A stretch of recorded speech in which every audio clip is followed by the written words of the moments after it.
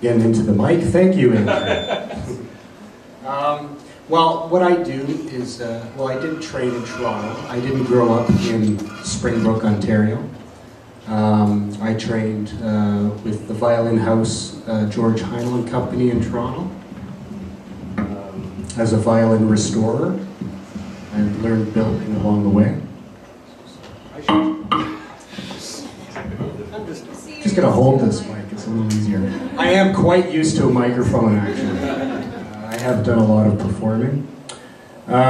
So what I do in the area is musical instrument repairs. How many people out there own a musical instrument? Yeah, okay, how many people have a violin in the house? How about mom or dad's or grandma and grandpa's old violin kicking around in the closet somewhere? Anyway, so I am a person who could tell you what that instrument is, roughly, and give you an idea of what value it may have. I'm capable of carrying out violin restoration techniques of any level. I do also do guitar repairs, repair all instruments of the violin family, double basses, mandolins. I build banjos as well. Mostly open back banjos. They aren't so popular around here. Anyway, it's a home-based shop that I run, and when I moved to Hastings, okay, so everyone has to say why Hastings.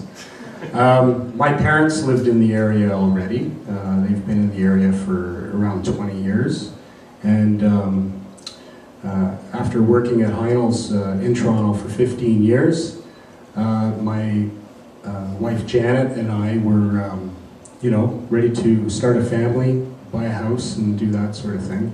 It seemed a lot easier for us to build a house in Springbrook. I really took a gamble. We took a gamble. We had two boys, built a house in Springbrook, and my colleagues at the time were saying, "What are you going to do out there?" I wasn't thinking I'm going to go set up a violin shop in Springbrook, if anyone knows Springbrook here.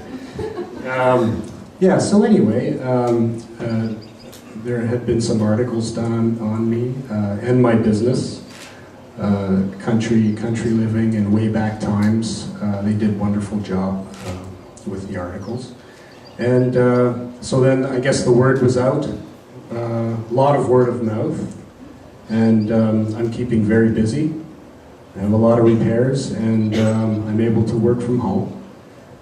And the other benefit, of course, is to have both mom and dad at home with two young boys and not having to fork out $2,600 in childcare expenses every month. Going a little off topic here.